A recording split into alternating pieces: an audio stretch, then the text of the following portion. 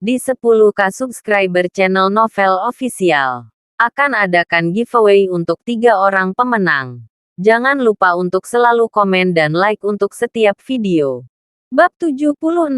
Stephen tersenyum dan berkata, "Dia pergi ke penata rambut. Ada apa?"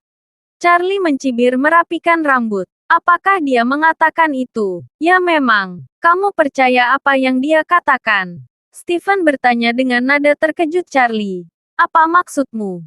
Katakan saja. Jangan berkeliling." Charlie bersenandung dan berkata, "Kalau begitu aku akan mengatakan yang sebenarnya. Saya melihat Lily di toko BMW 4S. Dia masih memeluk seorang laki-laki bernama Zhao Dong. Dan dia terus menyebut Zhao Dong itu sayangku. Dia mungkin akan dicintai olehnya." "Mustahil," Stephen berseru. "Lily sama sekali bukan orang seperti itu. Mungkinkah Anda yang mengenali orang yang salah?" Charlie berkata dengan percaya diri. "Aku tidak mungkin salah. Itu dia." "Aku tidak percaya itu," Stephen berkata dengan dingin. "Charlie, kita berada dalam hubungan yang baik. Tetapi kamu tidak bisa mengatakan hal-hal buruk tentang istriku hanya karena kita berteman." Charlie berkata dengan dingin. "Stephen, bangun. Istri Anda sudah bersama pria lain. Dan Zhao Dong juga berjanji akan membelikannya BMW X6. Sekarang Lily akan pulang bersamanya. Bersiap untuk malam itu. Dia akan putus denganmu saat dia kembali. Sebagai teman sekelas lama, saya menyarankan Anda untuk bersiap lebih awal." Tanpa menunggu jawaban Stephen, Charlie melanjutkan, "Sebaiknya kau memindahkan lukisan yang kuberikan padamu dulu. Dan simpan lukisan itu. Anda masih memiliki modal untuk kembali. Tetapi jika Anda tidak mempercayai saya, maka saya tidak memiliki metode apapun untuk menyelamatkan Anda dari masalah yang akan datang." Stephen juga cemas dan berkata, "Charlie, jangan bicara omong kosong di sini. Lily adalah tunanganku. Aku tahu yang terbaik. Dia tidak akan pernah mengkhianatiku. Jika kau menjebaknya lagi, aku akan memutuskan hubunganku denganmu." Charlie mengerutkan kening dan berkata dengan ringan, "Oke, sebagai teman, pengingat yang harus saya berikan telah diberikan. Jika Anda tidak mempercayai saya, maka saya tidak ada hubungannya. Semoga berhasil." Setelah berbicara, Charlie langsung menutup telepon. Sungguh idiot yang terpesona oleh cinta. Dia diam-diam merekam video dan mengirimnya untuk melihatnya. Saat ini, manajer toko BMW mengetuk jendela dan bertanya kepadanya, "Tuan, apakah Anda puas dengan 530 ini?" Charlie mengangguk, "Ini cukup bagus. Mari kita ambil yang ini. Dapatkan saya yang baru dari gudang." Manajer itu segera mengangkat alisnya. "Tunggu sebentar. Saya akan mengatur seseorang untuk mengambil mobil." Tak lama kemudian, sebuah BMW 530 hitam dikendarai oleh si penjual berhenti di situ. Charlie hanya menggesek kartunya untuk membayar dan mengambil mobilnya. Lalu melipat e-bike kecil itu, memasukkannya ke dalam bagasi, dan pergi dengan ayunan besar. Dalam perjalanan pulang, ayah mertua dan ibu mertuanya menelepon secara bergantian untuk menanyakan apakah dia kembali. Ketika Charlie tiba di bawah, dia menyadari bahwa mereka sudah menunggu di bawah. Melihat Charlie benar-benar membeli BMW 530, pasangan tua itu tersenyum penuh semangat. Ayah mertua berkeliling BMW beberapa kali dan berseru, "Mobil bagus. Mobil yang bagus. Saya tidak menyangka bahwa saya masih bisa mengendarai BMW." Charlie tersenyum dan berkata, "Ayah, kamu mungkin bisa mengendarai Rolls-Royce di masa depan." Ayah mertua tertawa dan berkata, "Maka itu tergantung pada kemampuanmu." Ibu mertua juga sangat senang di sela-sela. Dan sikapnya terhadap Charlie juga banyak berubah. Ayah mertua masuk ke mobil untuk test drive. Dan setelah kembali, dia berkata, "Mobilnya sangat bagus. Dan nyaman untuk dikendarai. Tapi mobilnya terlalu panjang dan tidak mudah dikendalikan. Charlie, kamu akan menjadi supir untukku siang ini." Saya baru saja membuat janji dengan seseorang untuk melihat sesuatu. Charlie mengangguk. Oke ayah. Ibu mertua berkata dengan semangat saat saya berbalik. Saya akan menjadi supir dan mengajak saya minum teh sore bersama teman-teman. Biarkan mereka juga melihat bahwa saya juga dijemput oleh BMW saat saya keluar. Oke. Bu. Bab 77. Setelah makan siang, Tuan Tua, Jacob, sudah berpakaian rapi dan mendesak Charlie untuk berkata, Charlie, cepat bersiap-siap. Kendarai mobil baru kami dan ikuti saya ke Antique Street. Ada faskilen resmi dinasti Thompson baru di toko. Aku ingin melihatnya. Charlie tidak bisa membantu tetapi membujuk ayah. Kamu mulai bermain barang antik lagi sekarang. Kami tidak punya banyak uang di rumah. Bukankah terlalu boros untuk membeli barang antik? Yakub tidak memiliki kemampuan untuk menghasilkan uang. Tetapi dia memiliki banyak impian untuk menjadi kaya. Dia suka berbelanja di jalan antik saat tidak ada pekerjaan. Dia ingin mengambil kebocoran dalam mimpinya. Tetapi dalam beberapa tahun terakhir, dia pada dasarnya telah ditipu. Itu berhenti untuk beberapa saat sebelumnya. Tetapi dia tidak menyangka bahwa tidak hanya itu tidak sepenuhnya berhenti, tetapi juga dihidupkan kembali. Melihat bahwa Charlie bahkan berani menunjuk padanya, Jacob dengan dingin mendengus dan berkata, "Jangan bicara terlalu banyak omong kosong. Kirim saja aku." Charlie tidak punya pilihan selain melawannya. Jadi dia harus mengantar Jacob ke Antique Street. Aurus Hill adalah kota bersejarah yang terkenal. Itu terletak di jalan antik di luar tempat yang indah. Itu juga terkenal di Cina. Pedagang barang antik dan pembeli dari seluruh negeri berkumpul di sini. Dinas pariwisata setempat juga memanfaatkan tren tersebut dan menghabiskan banyak uang untuk merenovasi jalan antik dan mengubahnya menjadi objek wisata. Ketika dia tiba di Antique Street, Jacob datang ke pintu sebuah toko barang antik dan menjelaskan kepada resepsionis bahwa dia ada janji. Sangat nyaman untuk mengundang 2 orang ke ruang VIP di belakang untuk melihat barang. Charlie hendak mengikutinya. Tapi Jacob berbalik dan berkata, "Jangan ikut. Kamu tidak bisa memahaminya bahkan jika kamu masuk. Tunggu aku di pintu ruang VIP." Charlie mengangguk. "Aku kenal ayah." Dengan tangan di punggung, Jacob mengikuti staf resepsi ke ruang VIP. Dan Charlie duduk di ruang tunggu. Beberapa menit kemudian, Charlie tiba-tiba mendengar suara garing datang dari ruang VIP. Kemudian, Charlie melihat ayah mertuanya yang sudah tua keluar dengan panik. Dia masih bergumam, "Sudah berakhir. Sudah berakhir. Ini sudah berakhir." Charlie buru-buru berjalan ke depan dan melihat ke belakang Jacob. Dia melihat botol keramik yang tinggi dan tipis jatuh menjadi 2 di atas tanah. Dan masih banyak pecahan keramik kecil di tanah. Melalui pecahan-pecahan itu, samar-samar kita dapat melihat bahwa yang rusak itu adalah botol pegas jade pot dinasti Thompson. Dia telah berada di keluarga Wade sejak dia masih kecil. Dan dia juga sangat berpengetahuan. Anda dapat melihat sekilas bahwa botol ini adalah barang antik asli. Dan bukan masalah besar untuk menjualnya hingga jutaan di pasaran. Tampaknya Yakub kali ini telah menyebabkan bencana besar. Di ruang VIP, seorang pria parubaya berkata dengan wajah gelap, "Tuan Wilson, botol pegas jade pot kami setidaknya berharga 5 juta. Sekarang Anda telah memecahkannya. Anda harus membayar harganya." Orang ini adalah Liang Yun, manajer Jikingtang. Jacob menepi Charlie dan berkata dengan panik, "Ini menantu laki-laki saya yang kaya. Apakah Anda tahu berapa banyak yang dia miliki? Jangan katakan hanya 5 juta. Bahkan 50 juta bukanlah apa-apa. Bukan apa-apa baginya untuk membayar sekaligus.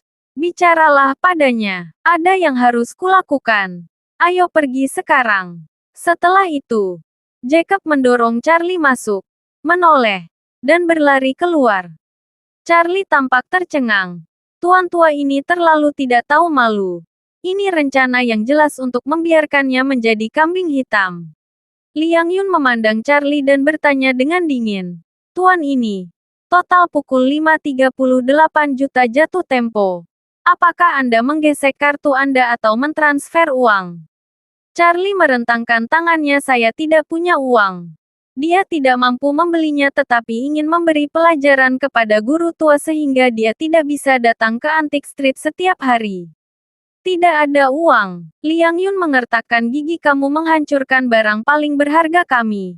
Apakah kamu pikir kamu bisa pergi tanpa uang? Hanya dengan menyembunyikan asetmu. Charlie berkata tanpa daya. Saya tidak ingin menyembunyikan apapun. Tetapi saya benar-benar tidak punya uang. Selain itu, saya tidak menghancurkan botol Anda. Mengapa Anda harus membuat saya membayar? Bab 78. Liang Yun kurang beruntung. Bukankah itu ayah mertuamu? Charlie mengangguk. Itu dia. Ini ayah mertuaku. Bukan aku. Siapapun yang memecahkannya, temukan dia untuk membayarnya. Liang Yun kesal beberapa saat. Tapi apa yang dikatakan Charlie juga masuk akal. Dia tidak bisa membantu tetapi memintanya untuk membayar kompensasi. Jika tidak, papan nama Ji Qingtang akan rusak. Jadi dia buru-buru berkata kepada beberapa orang di sekitarnya, kalian cepat dan dapatkan saya kembali orang tua itu. Charlie melihat mereka mengejar tuan tua dengan tergesa-gesa. Dan dia tertawa dan tidak berkata apa-apa. Faktanya, dia hanya bisa menggesek kartunya untuk membayar uang. Tapi kemudian, bukankah itu lebih murah untuk tuan tua yang tidak tahu malu? Daripada itu, lebih baik membiarkan lelaki tua ini menderita. Jika tidak, jika dia bertemu hal seperti itu lagi di masa depan, dia akan menipu dia tanpa malu lagi. Semua orang Ji Qingtang dikirim dan mereka semua pergi untuk menangkap Mer. Jacob, Charlie baik-baik saja sendiri. Jadi dia melihat botol pecah di tanah. Botol itu tingginya sekitar setengah meter. Dan sekarang telah pecah menjadi dua bagian dan tumpukan pecahan. Yang sangat disayangkan. Namun, dia tiba-tiba menyadari bahwa ada sesuatu yang tampaknya tersembunyi di bagian bawah botol. Dia buru-buru meraih dan mengeluarkan sebuah kotak kayu kecil. Di luar dugaan, ada semacam misteri di dalam botol ini. Bentuk botolnya memiliki mulut kecil dan bukaan besar. Kotak kayu jelas 2 atau 3 kali lebih besar dari mulut botol. Tampaknya ini tidak dimasukkan pada tahap selanjutnya. Tetapi ketika botol dibuat, kotak kayu digunakan secara langsung. Kotaknya dibuat dengan cara ini. Kotak kayu ini seharusnya juga ditinggalkan oleh dinasti Thompson. Dia mengambil kotak kayu di tangannya dan melihatnya dengan hati-hati. Lalu dengan sedikit kekuatan, dia membuka kotak kayu itu dengan sekejap. Saat kotak kayu terbuka, aroma ekstrim tiba-tiba hilang. Dan Charlie menyesapnya. Hanya merasa segar. Lihat lebih dekat. Di dalam kotak kayu itu, terdapat sebuah buku kuno yang tidak sebesar telapak tangan. Charlie mengambil buku kuno berukuran sangat saku ini dan melihat 4 karakter segel kuno tertulis di halaman judul Jiuxuan Tianjing. Nama ini agak menarik. Saya tidak tahu apa itu. Charlie membuka buku itu dan melihatnya. Yang pertama adalah teknik medis, yang mencatat sejumlah besar kasus dan metode pengobatan. Charlie sedikit mengernyit. Ia juga pernah berhubungan dengan pengobatan tradisional dan mengetahui beberapa teori dasar pengobatan tradisional. Namun isi yang tercatat dalam buku ini jelas jauh lebih baik daripada metode yang digunakan dalam pengobatan tradisional saat ini. Beberapa metode diagnosis dan pengobatan belum pernah terdengar. Bahkan di akhir bab teknik medis, Charlie juga melihat alkimia. Efek dari beberapa pil yang benar-benar di luar pengetahuan masyarakat yang sebenarnya. Charlie menjadi tertarik dan duduk di tanah, terus-menerus membalik. Tanpa diduga, dalam 9 sutra langit yang mendalam, terdapat juga isi ramalan Feng Shui, serta berbagai metode magis seperti pemeriksaan dan pemulihan harta karun, di samping banyak hal aneh lainnya. Charlie melihatnya lama sekali. Hanya untuk merasakan bahwa setiap kata dalam buku itu menggali ke dalam pikirannya. Hatinya seperti air mendidih. Ini adalah harta karun yang tiada taraf. Bab 79. Charlie sangat gembira dan segera bersiap untuk memasukkan 9 kitab suci surga yang mendalam ke dalam pelukannya. Alhasil, buku tersebut langsung berubah menjadi bubuk dan menghilang. Namun, setiap kata dalam buku itu tercetak dengan jelas di otak Charlie. Kali ini, Jacob yang melarikan diri dengan brutal dikawal kembali oleh beberapa orang besar dan 3 orang kasar. Melihat kemerahan dan bengkak di kedua sisi wajahnya, sepertinya itu menarik napas. Melihat penampilannya yang memalukan, Charlie hanya ingin tertawa. Orang tua ini keterlaluan ingin melemparkan pot padanya setelah mendapat masalah. Membiarkannya mengambil pelajaran adalah hukuman. Tuan tua, Yakub, sangat malu saat ini. Dia berlari dengan putus asa sekarang dan kelelahan. Tapi dia juga tidak punya kunci mobil. Dia tua dan gemuk, dan tidak bisa lari cepat. Bagaimana dia bisa bersaing dengan anak-anak muda ini? Jadi setelah beberapa kali pertemuan, dia ditangkap, diikat, dan ditampar beberapa kali. Sungguh menyedihkan pulang ke rumah. Beberapa orang menangkap kembali Jacob. Dan manajer Liang Yun mengertakkan gigi dan berkata, "Tua, kamu ingin lari setelah kamu menghancurkan botol kami. Anda tidak ingin membayar Jiking Tang." Tuan tua dengan ngeri berkata, "Aku tidak bermaksud begitu. Itu karena botol ini terlalu licin."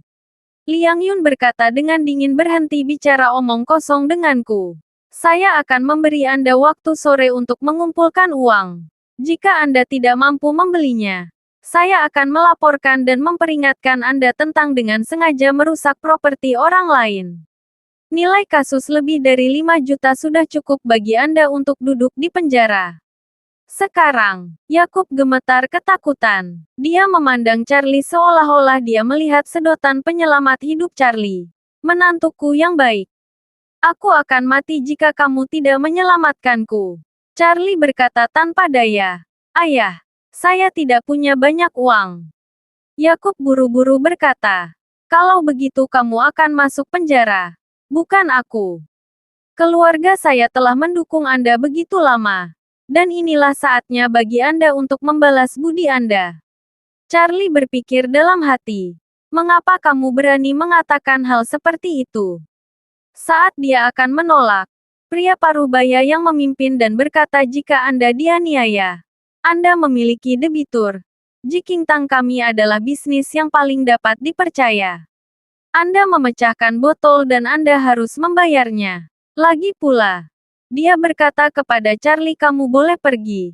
Tapi yang terbaik adalah membantunya mengumpulkan cukup uang.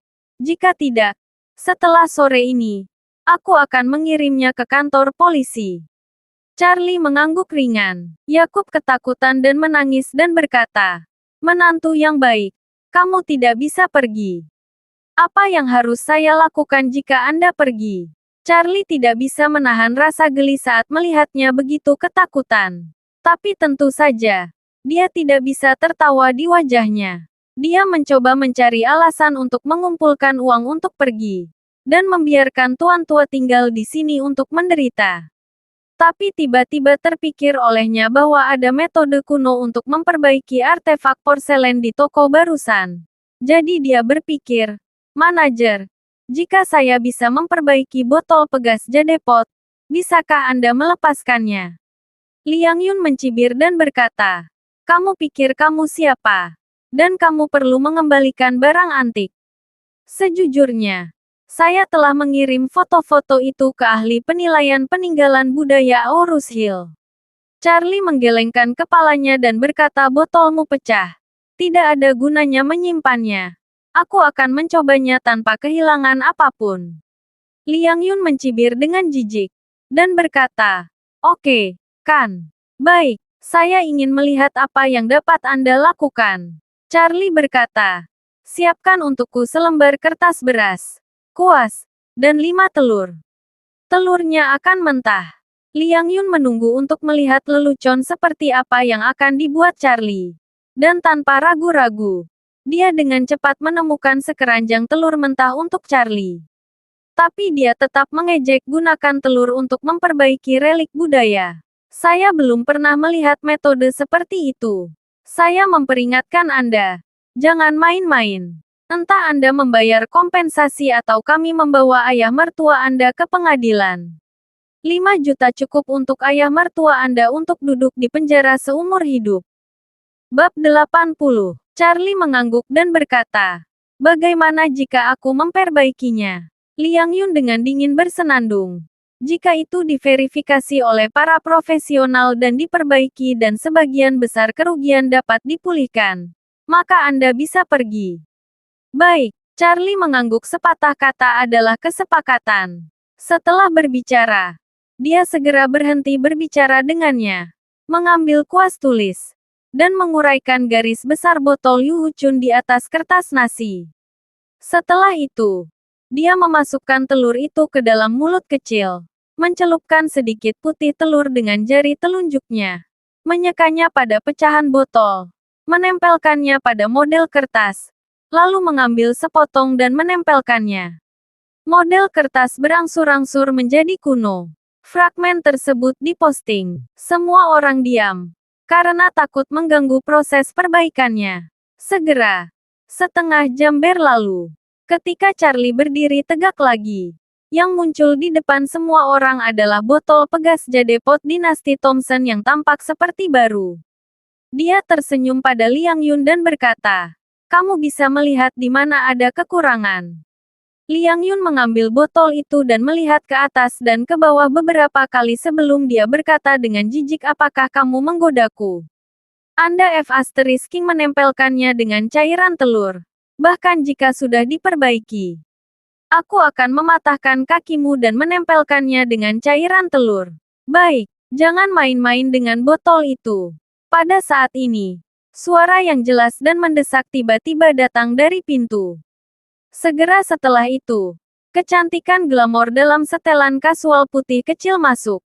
Dia memiliki wajah yang cantik, sosok yang sempurna dan tinggi, hampir setinggi 1,7 meter, memancarkan aura yang mewah. Mata indah itu menatap ke dalam ruangan.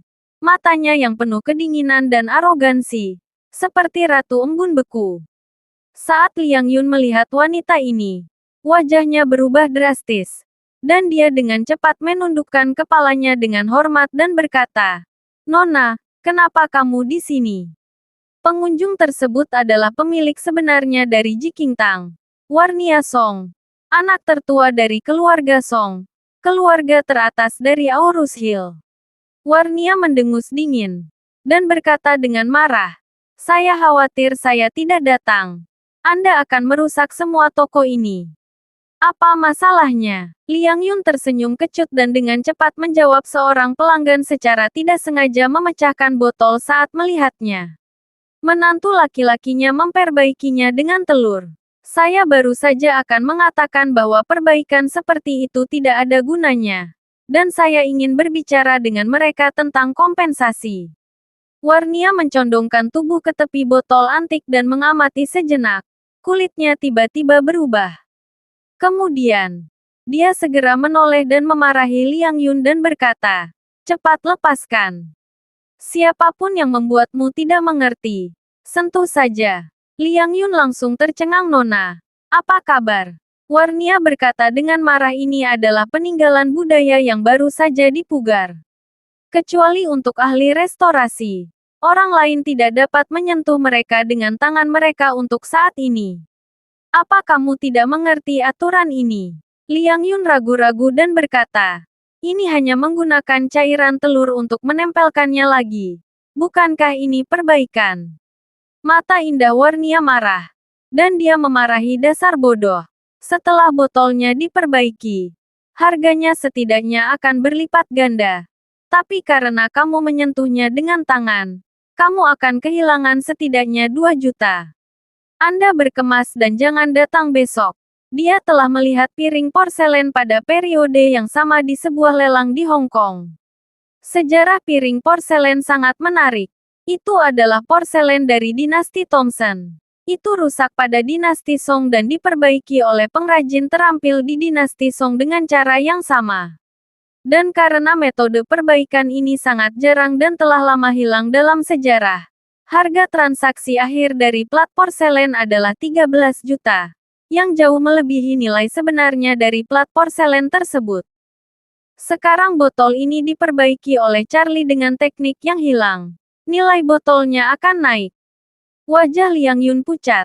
Dan dia tidak menyangka bahwa jika dia hanya menyentuh botol pegas giok, dia akan menyebabkan kerugian besar dan kehilangan pekerjaannya. Warnia kemudian bertanya, di manakah orang yang memperbaiki botol pegas jade pot ini? Bawa aku untuk menemuinya. Terima kasih sudah mendengarkan cerita novel Pesona Pujaan Hati. Sampai jumpa di novel selanjutnya.